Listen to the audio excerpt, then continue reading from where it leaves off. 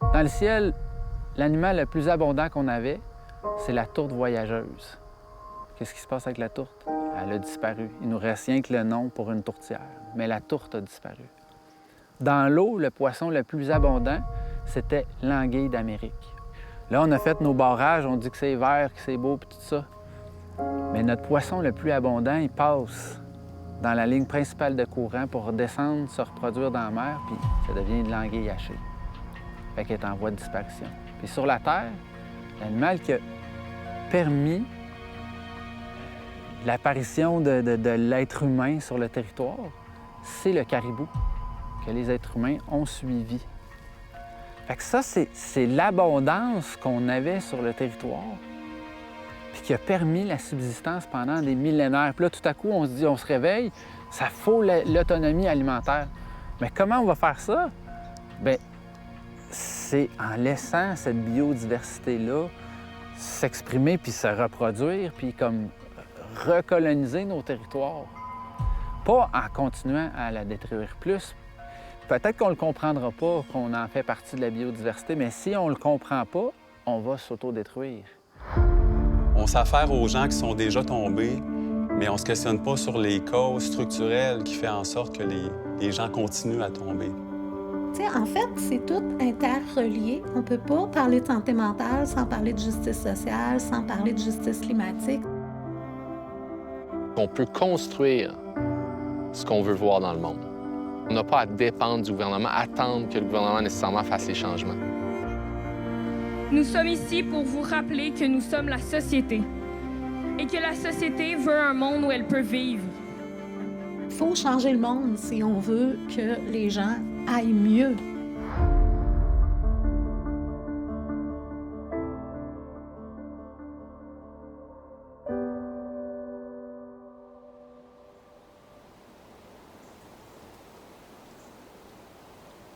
Dans une vieille forêt, dans une érablière, des fois, tu vas retrouver de l'ail des bois.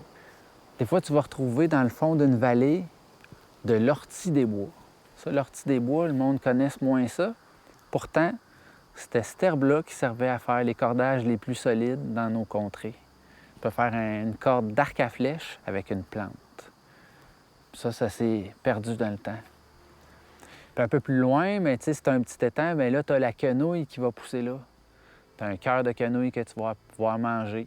Puis ensuite, bien, les Ojibwe l'appelaient l'herbe à couverture parce qu'ils faisaient leur tapis de sol avec. Parce qu'il y a un petit peu d'air dans la feuille. C'est là que tu te rends compte que dans cette forêt-là, il y a tout ce que tu as de besoin. La petite fougère qui servait à faire le shampoing, elle se trouve dans ces vieilles érablières-là. La diante, qu'on l'appelle. Non seulement il y a de l'utilité, il y a de la beauté, mais en plus, elle va comme séquestrer le carbone qui va comme réguler le climat. Elle va appeler la pluie par la transpiration des arbres. Puis elle va créer des habitats pour l'ensemble des animaux qui y vivent. C'est important que les gens comprennent qu'une forêt, ce n'est pas que du bois. Une forêt, c'est la vie.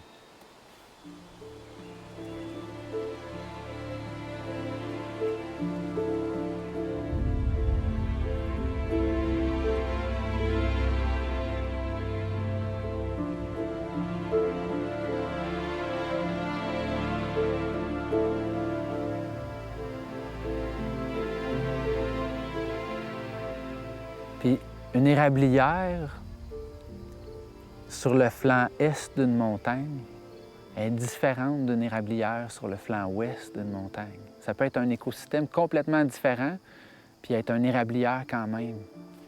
Parce que sur le côté est d'une montagne, l'humidité du matin est plus là longtemps. Puis sur le côté ouest, le soleil, il va faire sécher la montagne toute l'après-midi. À partir de midi, il fait chaud jusqu'à la fin de la journée. Fait que le côté ouest est plus sec. Fait que la biodiversité de chaque côté d'une montagne est différente. Quand tu te promènes en forêt, tu réalises qu'il n'y a pas deux vallées qui sont pareilles. Puis des fois, il va falloir que tu ailles marcher 50 vallées semblables avant d'arriver dans un petit coin où tu vas avoir une espèce qui vit juste là. Puis c'est là que tu réalises qu'il y a toujours des surprises, puis il faut que tu prennes rien pour acquis de ce milieu de vie-là.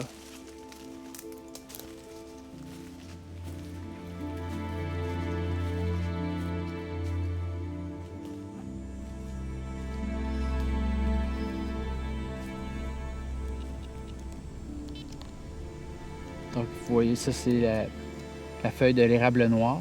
La différence avec l'érable à sucre, c'est qu'il y a du poil jusque sur le pétiole.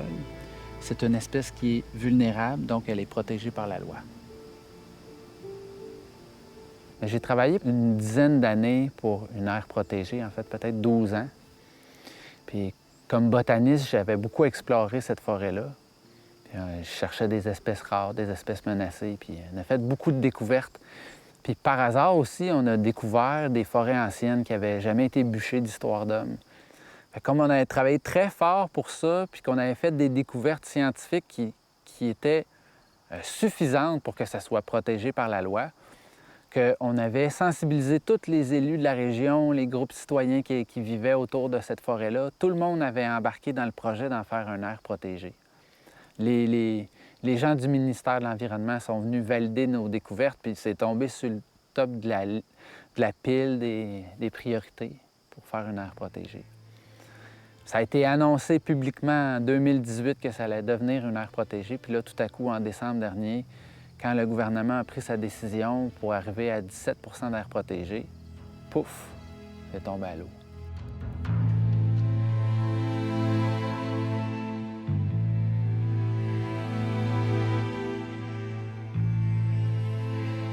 C'est la même chose qui est arrivée pour la Péribonka. C'est la même chose qui arrive pour les Atikamekw. Puis là, je réalise qu'il y a plein de projets d'aires protégées autour des communautés de plusieurs de mes amis Anishinaabe, de des gens que je connais qui sont Inuits. Oups! Il vient de se passer quelque chose de très, très, très important. Puis là, je comprends que le gouvernement venait d'exclure de son processus pour choisir des aires protégées l'ensemble des forêts où est-ce qu'il y a de la possibilité forestière. Tous ces territoires-là ont été exclus.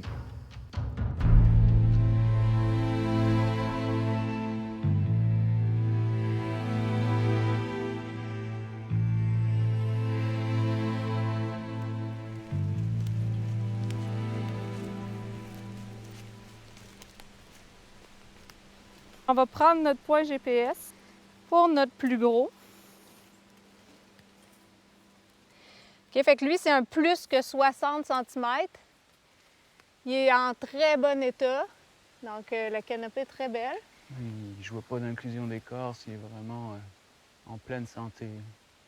La terre acuminée ici, elle domine quand même pas mal. La décision là, que le gouvernement a prise en décembre dernier est quand même assez étonnante. Du moins, on a du mal à la comprendre parce que la communauté internationale s'est penchée là-dessus, a réfléchi comment les pays doivent agir pour protéger leur biodiversité. Puis il y a quand même un consensus qui est arrivé et qui nous dit que chaque pays a la responsabilité de protéger sa biodiversité. Donc, le moyen de faire ça, c'est d'avoir des aires protégées bien distribuées sur le territoire pour représenter tous les habitats et donc potentiellement toutes les espèces qui y habitent. Donc la décision du gouvernement, c'est un peu étonnant d'avoir mis un peu tous nos œufs dans le même panier en protégeant une partie nordique du territoire, mais très peu une partie qui est plus dans le sud et le Québec méridional. Je dirais aussi que c'est étonnant parce qu'on sait qu'une aire protégée est là pour protéger les espèces des activités humaines. Et la pression des activités humaines est très forte dans le sud et la biodiversité est plus importante dans le sud. Donc c'est là qu'il faudrait les protéger plus. J'ai toujours su que je voulais avoir des enfants.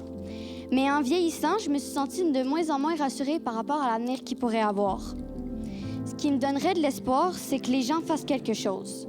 Que les gens sortent de leur zone de confort en s'activant. Je suis fascinée par la biodiversité, nos forêts, nos rivières, nos montagnes et toute la vie qui nous entoure. Mais à voir ce que j'entends, j'ai peur que dans quelques années, il soit trop tard pour inverser les choses et que nos forêts soient décimées. Des fois, on ne se rend pas compte que la forêt, quand on la modifie, quand on la détruit d'une façon trop agressive, On modifie quelque chose qui a pris pas des centaines d'années à se construire, mais des millions d'années d'évolution. C'est des millions d'années d'évolution que les plantes ont pris pour se côtoyer, que les animaux ont pris pour prendre place dans le grand cercle de la vie. Et nous ne sommes que des grains de sable. Alors je nous invite à prendre notre place plus petit. On n'est pas au-dessus de tout ça. On en fait partie. Aujourd'hui, une nouvelle aventure commence. D'ici à Québec, plusieurs personnes vont marcher pour la protection des forêts, pour manifester leur attachement envers les futures générations. Parce que la vie est belle quand on en prend soin.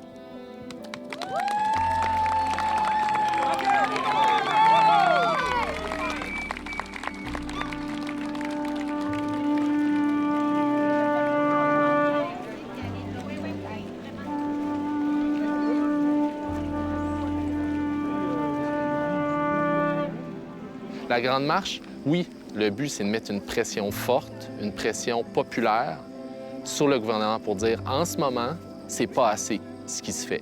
On protège pas assez notre territoire, on protège pas assez les forêts anciennes. Mais on met cette pression-là, puis on trouve que c'est important de passer le message. En même temps, on est aussi en train de dire aux gens, prenez des initiatives, créez vos projets, créez l'alternative que vous voulez voir.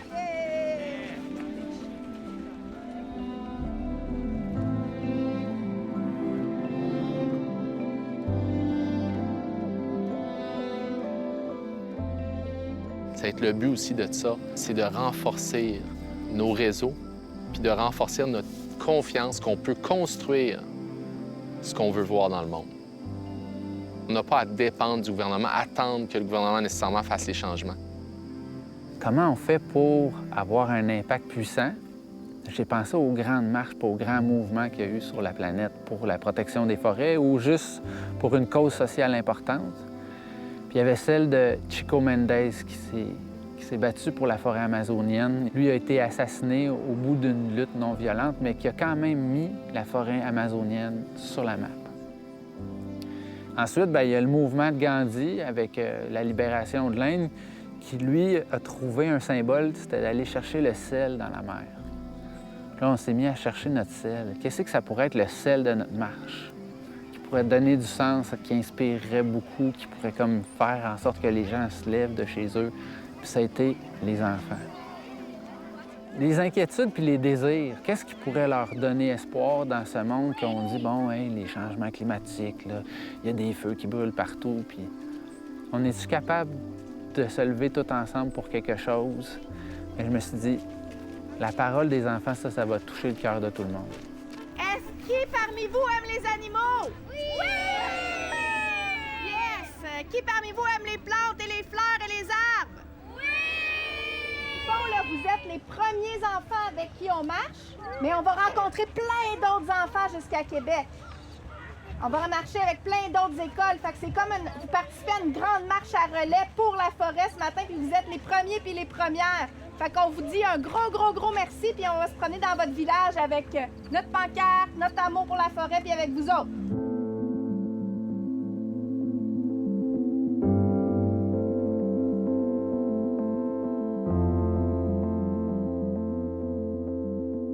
Le bois est un matériau très intéressant, très important.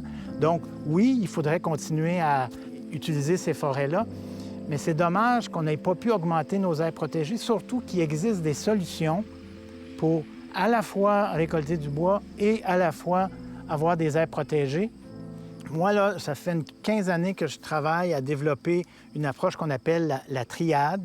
La triade, là, en quelques mots, c'est très simple. C'est l'idée de prendre un territoire puis de le diviser en 3 grandes aires d'utilisation de la forêt. Des aires protégées, hein, on pourrait viser 20-25 % si c'est ce qu'on cherche. Un aménagement plus extensif qu'on appelle l'aménagement écosystémique, où on fait une certaine récolte de bois, où on essaie de minimiser les impacts négatifs sur la biodiversité. Et on compense la perte de bois dans ces superficies-là, dans ces 2 grandes aires-là, en augmentant l'intensification de l'aménagement forestier sur des petits territoires, des petites superficies qui permettraient de compenser cette perte-là. Et par exemple, on pourrait faire un peu comme la Suède et la Finlande, avoir des zones d'aménagement intensif où on produirait 3 à 5 fois plus de bois par hectare par année sur des petites zones, dans des endroits bien délimités, ce qui nous permettrait à ce moment-là d'aller augmenter nos aires protégées. Donc, le gouvernement avait ces outils-là, et moi, ce qui m'a déçu personnellement, c'est que ça n'a même pas été considéré. De nous dire qu'il fallait choisir entre les jobs et les aires protégées ou entre le bois et les aires protégées, ce n'est pas vrai. Il existe des solutions pour permettre d'avoir tout ça, et je pense que ça démontrait peut-être un manque d'imagination du gouvernement pour essayer de trouver des solutions.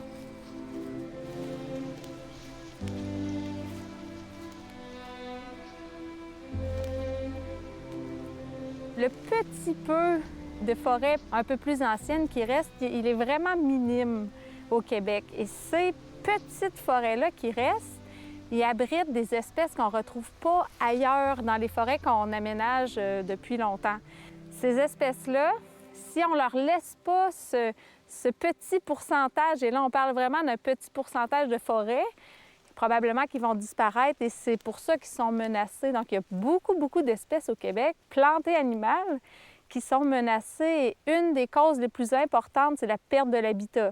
On ne sait jamais quelle plante peut devenir importante. Il n'y a pas si longtemps, le livre du Canada était peu intéressant, il n'y avait aucune propriété connue. Mais on en a vu tout à l'heure, il y avait de l'if au sol et maintenant, c'est une plante qui nous a permis de trouver une molécule très intéressante dans la lutte contre le cancer. Donc, on ne sait jamais quelle espèce insignifiante aujourd'hui peut devenir extrêmement importante dans le futur. Donc, l'idée, c'est de conserver cette biodiversité avec l'espérance qu'un jour, il y a peut-être des remèdes ou des médicaments qui vont se retrouver dans ces plantes-là et qu'on n'a juste pas encore trouvé. On va en laisser pour les autres.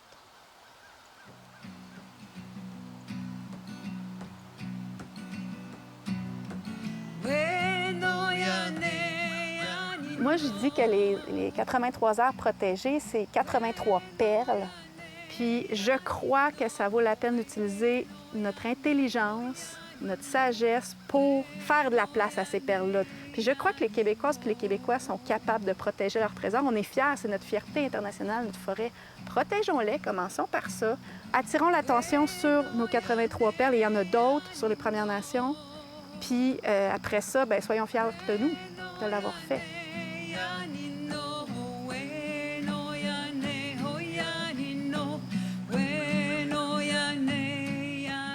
Nous sommes ici pour vous rappeler que nous sommes la société et que la société veut un monde où elle peut vivre.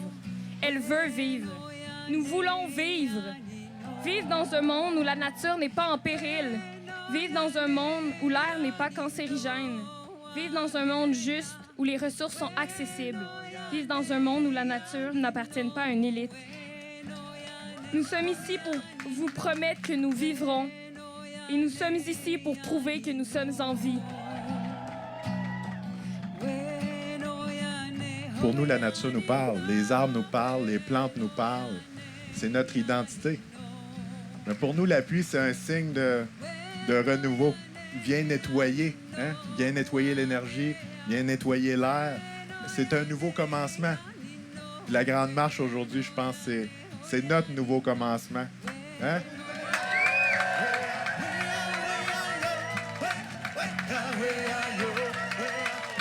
Il va falloir qu'on commence de plus en plus à changer pour qu'on ne soit plus en exploitation des forêts, des ressources naturelles, qu'on soit en relation. Ça veut dire qu'on ne peut pas juste prendre. Ça veut dire que c'est une relation. Il y a de l'écoute, il y a du respect, il y a de la considération. On prend, puis on donne.